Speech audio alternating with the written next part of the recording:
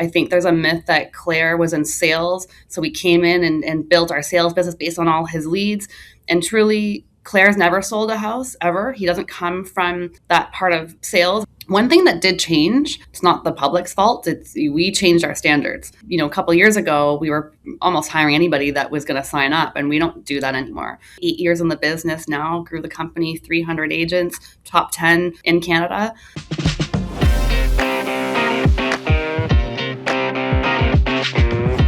This is the Profitable Broker. Welcome to the Profitable Broker podcast. I'm so excited today to have Carly Fulton with us from Century 21 Percy Fulton, and I'm super excited to explore Carly's journey and hear all about some of the things that she's doing in the brokerage world. So welcome, Carly. Thanks so much, Wayne, for having me. Yeah, I'm excited to have you. I mean, there's really two big parts, right, to what we're going to talk about today. One is the family business, the incredible legacy that your family has, and then your part, your contribution to the business and how all of that started. So, tell us a little bit about Century 21 Percy Fulton first. Okay, good. So like Wayne mentioned, Century 21, Percy Fulton. I'm third generation to the brokerage. We will be celebrating our 50th year next year, which is quite exciting. It was founded by my grandfather, Percy Fulton, succeeded by who is our now president, Claire Fulton, and then myself, Carly, Caitlin, Paige Fulton, all third generation, came into the business about 2017. We currently run the business today alongside still with our father. That's how it started a little bit. And then we all have a bit of a journey before we really got into the business. That's really awesome. And one of the questions Carly often asks participants is what led them to leadership in real estate. But before I get there, I just want to say, it's just so amazing to me after 50 years. And one of the privileges I've had, of course, is I've been 42 years in the business, a lot of it in the same marketplace. And so I had the opportunity to meet Percy, and certainly I've known Claire for decades. And it's just so awesome to watch the success of the business and watch it transferred rather to the next generation, and knowing that it's in good hands and it's going to do better than ever. It's really thank you so much. Really I appreciate that. Tell us then, how did you're a leader in real estate, and you said, hey, there's three sisters, you and Paige and Caitlin, that run the business. You guys have a tremendous presence in the business. You've been phenomenally successful. Where did that start? Where did that idea start? It's a good question, and it's fun for me to talk about because there is a bit of, it's not a myth, but I think there's this notion that we came in the business, we were handed the business. I think there's a myth that Claire was in sales, so we came in and built our sales business based on all his leads. And truly, Claire's never sold a house ever. He doesn't come from that part of sales, real estate sales. He has a sales background, but corporate sales. So when he came in, Percy was a salesperson. Claire was sort of that corporate leader, scaled the business. And then we actually all had previous careers before becoming leaders in real estate. So we were not allowed to be in real estate. We were all sort of given our own path. I took a business path through Western University, and then through a Louis Vuitton benefit cosmetics company. Caitlin took a healthcare path. Paige was an HR insurance path. And the rule, if we wanted to get into the business, was that we had to be 30 years old. And so we all had inklings that maybe we would do something in real estate later, but it wasn't till, really far off in our careers. And then I was working in HR finance at the time. I was really loving my job. It was a startup feel. It was I was first in Canada to bring this company to Canada, and I had watched it grow into a $20 million company, which is similar to what our sales volume is in the past couple of years. So I was kind of riding the corporate ladder. I was at the time interviewing San Francisco with a potential move out there. I was really climbing that ladder. I was thriving. Caitlin, however, she was probably around 28 years old at the time. So not quite that 30 mark, but enough for her to say, you know what, I'm done with healthcare. I'm done with my career. She was working for Sick Kids Hospital. It was quite intense for her. She had sort of got to a point where she couldn't grow anymore. And so she had initially made the decision, like, I'm going to get into the family business. And even though she wasn't that sort of age that we needed to be, she didn't care. So she said, Dad, here's my business plan. She did a little bit of research. She knew that recruiting was a big part of leadership in real estate. She came up with a business plan, sent it to him, and she said, if you're not going to hire me, I'm going to go somewhere else and make it happen. So he kind of didn't have a choice. So Caitlin was the one that sort of spearheaded that and started getting the ball rolling a little bit. In that time, like I said, I was doing my own corporate thing. I was like, okay, let's see where this goes. Around that time, I believe we were introduced to you. Claire wanted you to come in as an unbiased third party person to interview us and make sure our heads were on straight. And I think we did that. And that was before we had even gotten into real estate, before we had even decided that that was going to be a thing. In the meantime, a deal administration position came up. And through our conversations with you, Wayne, and through your coaching, we had already identified Paige's sort of profile skill in that admin world. So even though the typical plan would have been me as the oldest coming in first and then tailoring it to Katie and then Paige after, we sort of reversed everything. And we said, Paige, why don't you be the first one in the business because there's a job available and you need to learn that job. And then we reversed everything. So actually, Paige started first. Caitlin came in about 6 months after, and I came in last. And I traveled the world between my old corporate job and real estate. So I still, to be honest, wasn't fully convinced that the real estate was going to be for me. I quit my job. It was a big deal. I traveled for about 13 months, backpacked. I was an older traveler, but I still backpacked. And in that time, I got to reflect a lot and really get into the mode of like, okay, I'm really going to be in the family business now. And it took me that time to kind of get used to it. And then by the time I came back, the girls were set up. They had learned deal admin. They had learned front desk. They learned a lot of the roles already. I was the last to come. And with your support and coaching, we were able to make a plan that included roles and salaries and what that looked like, goals, strategies. And now I can say we're all leaders in the real estate business, but how we thought it was going to come about didn't. And it's a myth to think that we were just handed it and we were doing this all our life because we haven't. We all have corporate backgrounds before real estate. You know what? I can totally substantiate that role or that journey, Carly. I still remember to this day interviewing you all and being blown away by your success before real estate. And, you know, I think one of the things that is really a benefit for you guys is that you did have to climb through the entire business, right? From the back end in the trenches to selling. You've had a phenomenally successful selling career. And now you guys have grown the business, leaps and bounds. So it's really cool to have watched. And as you said, there was no silver spoon, so to speak. But the benefit of that is the confidence that you get and the experience that you get, knowing, hey, whatever happens, you guys got this. Yeah, it was quite the journey to get to where we are today. 8 years in the business now, grew the company, 300 agents, top 10 in Canada. Yeah, it's been quite a journey. We love it. It's great to see the business is in good hands. Your situation in terms of how you got into the business is a little different. It's what we call a family-based succession. If somebody else had family in the business or looking at the business, what piece of advice would you give them? I think the role, that 30-year sort of age mark, I know we didn't follow it completely, but there is something to be said about that because all three of us were university educated. We all had other careers. We learned how to work outside of the real estate business. And it's very different coming into a real estate brokerage and learning how to work sort of a 9 to 5 type job here because it's not that environment here. So it's nice that we had that structure before because learning it here in the real estate brokerage is much more challenging, I think, than to go outside into the world and see what's happening and have a real boss and hours and, commute and things like that. So I think I would pass down the same advice. I think it's nice to be of a certain age. It's not the age that matters, though. It's the kind of experience you get outside of the real estate brokerage model because it's a very different business model than what a typical company would be like. Yeah, and I remember that was sort of one of Claire's his qualifiers, if you will, for all three of you is, hey, you had to be successful in a different career, and all three of you were. That's what blew my mind when I met you all. Is, hey, holy smokes, there is not one of you that didn't meet that challenge. At a young ages, really, relatively. And so that's interesting. So your advice is get another career first, get some business experience, some business maturity, really, before you transition into the family business. I think so. Now that said, I know a lot of teams that are bringing their kids into the business now, and they don't have other experience. A lot of kids are not even going to secondary education. So if you're going to do that, I don't think there's anything wrong with that, because I do think we missed a gap of learning the sales part of it younger when we could have, because we could have had a nice career in real estate too. So I think if you're going to bring them earlier, have them work for a different team. Don't have them work for the family, to have them work at a front desk or a totally different team, something outside of your own business model, so that they still get that outside experience. It doesn't come from mom, dad, or, uncle, aunt, that kind of thing. Yeah, and I think it's the toughest, Carly. I mean, if most times when we have a parent operator, let's say, they are very successful. And I could use Claire as an example. I've always said, often said, Claire's one of the smartest brokers I know.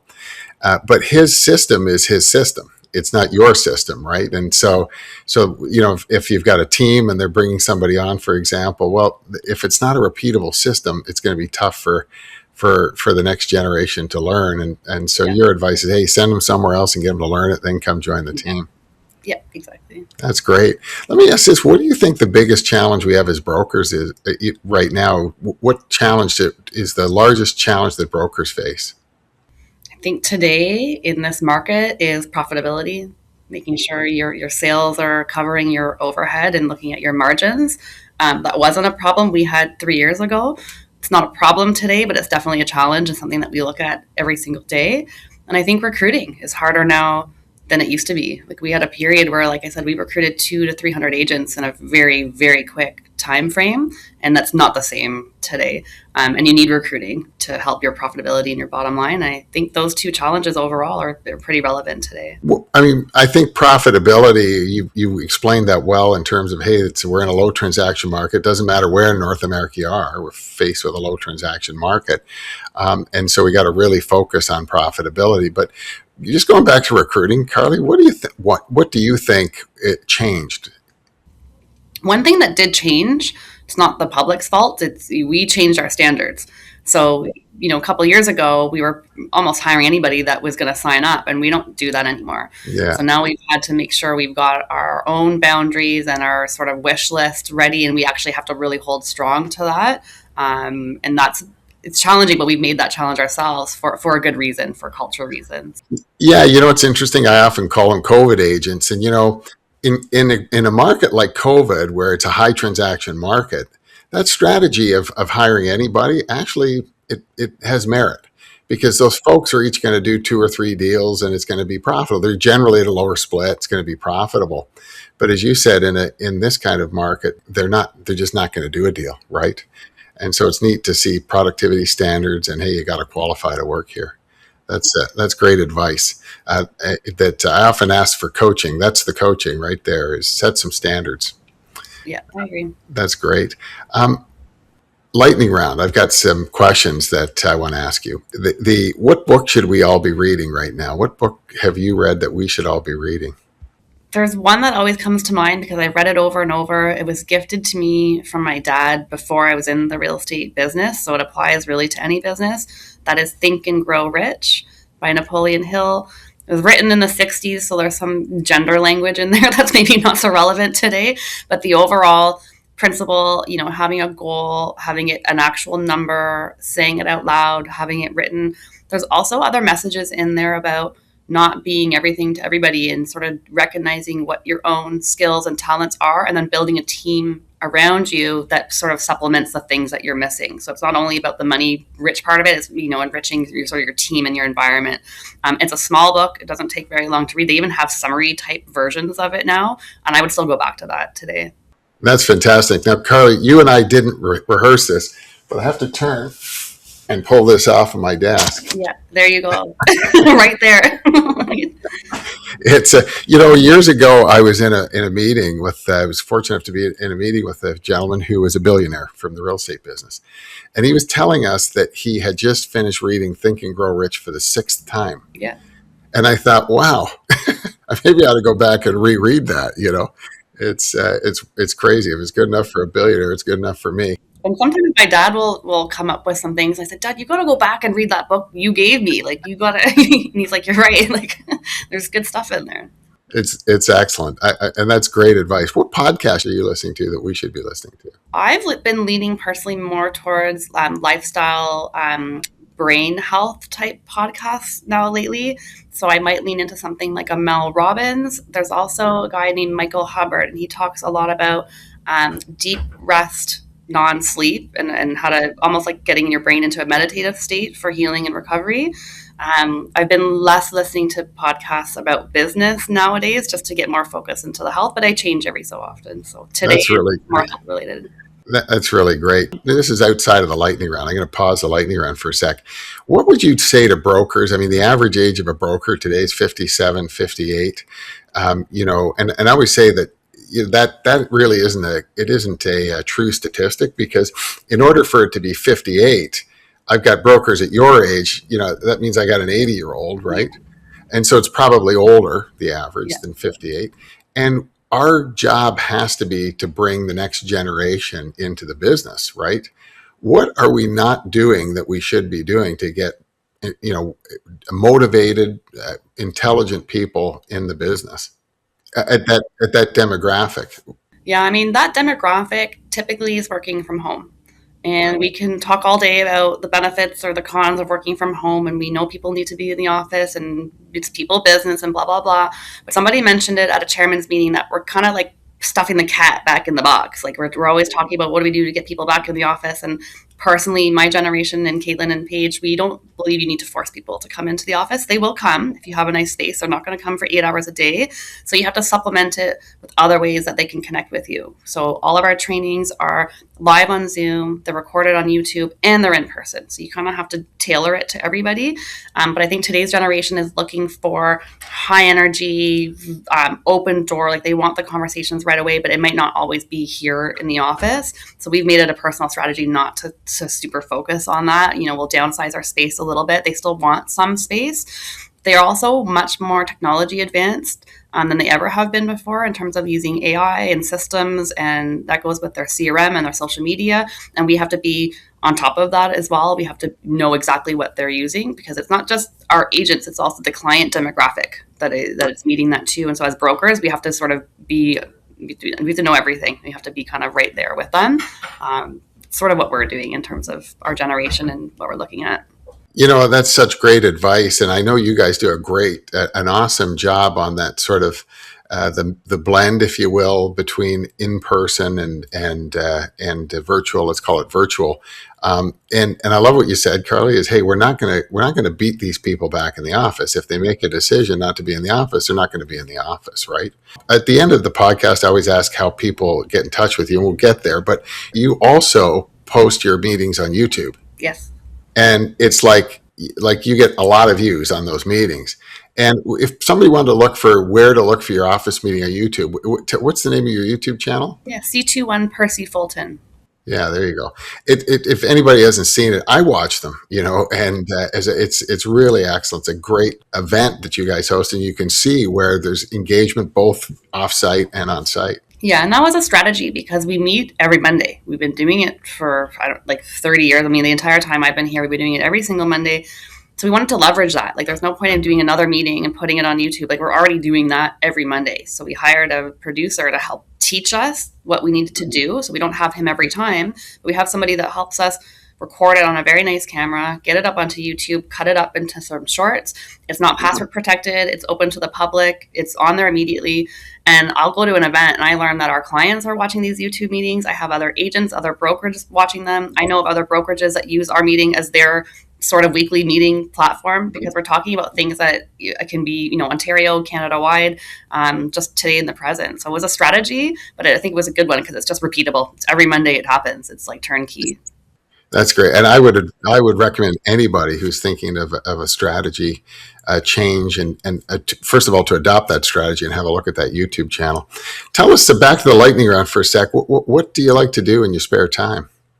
I got a new sauna last year. My husband was not so sure about it. He's like, "You're crazy. You're never going to use this thing."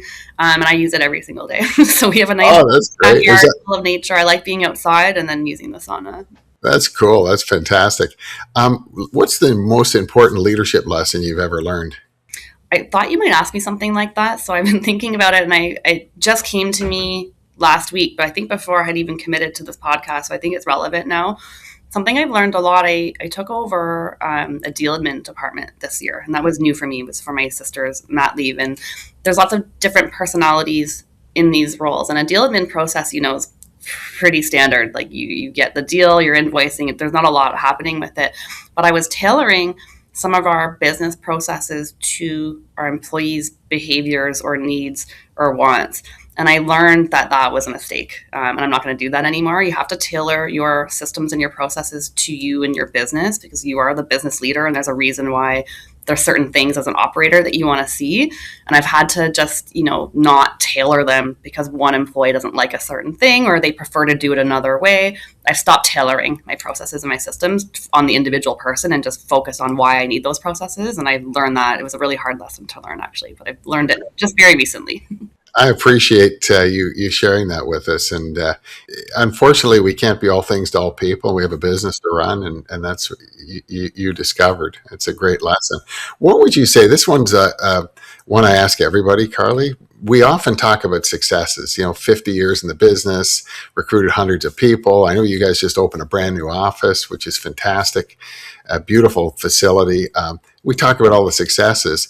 One of the questions I ask everybody is, what failure occurred for you in the business or in life that you learned the most from? Something you just didn't go right and you learned from.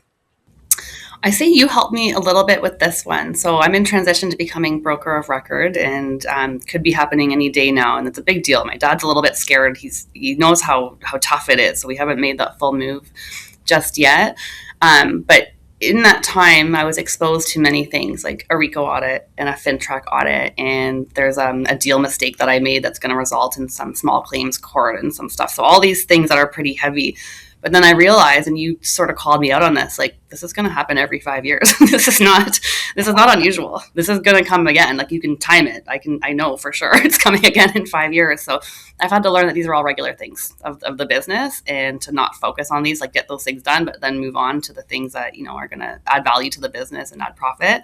But yeah, they kind of just are what they are. They're not glamorous or fun by any means, but every single broker of record deals with it in Ontario and if not Canada, and it's just part of the business. It's not a fun part. It's actually awful, but it just is what it is. So. Yeah, and around the world, I always say, Carly, if you're not experiencing that, you're not playing a big enough game. Yeah.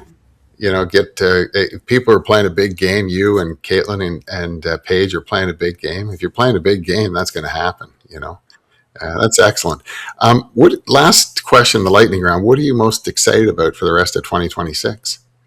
Oh my gosh, that's a good question. I think it's going to be a tough year. I don't know. It's hard to find the excitement right now. That's why we do our coaching with you. Thank God to bring us out of.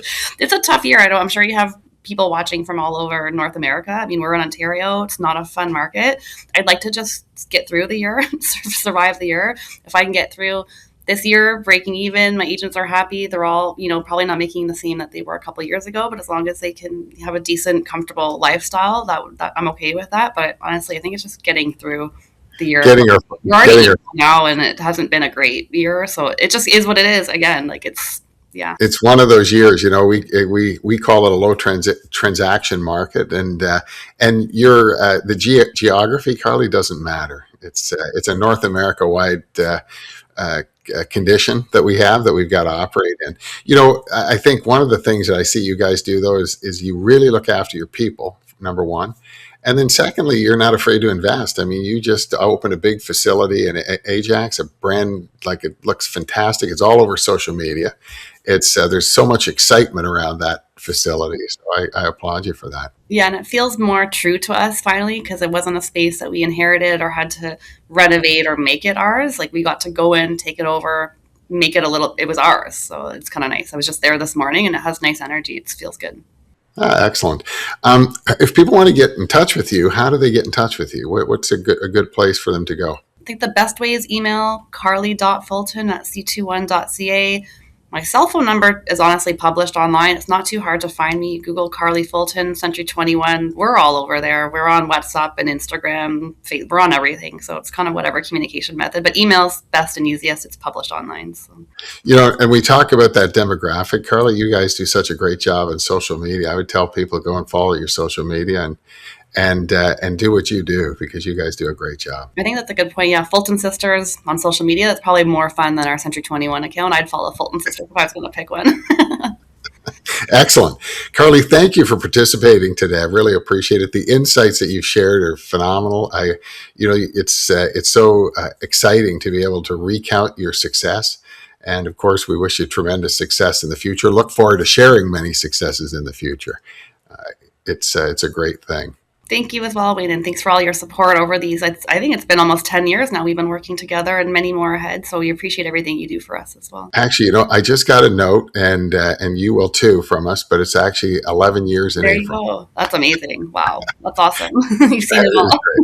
It is great. It's been a privilege, that's for darn sure. Us too. If today's episode resonated with you, hit subscribe or follow so you don't miss what's coming next. More stories, more lessons, and the unfiltered side of what it really takes to succeed in the market. I'm Wayne Einhorn, and this is The Profitable Broker. Real conversations about what it takes to run a successful brokerage. And we're just getting started. Let's go. This is The Profitable Broker.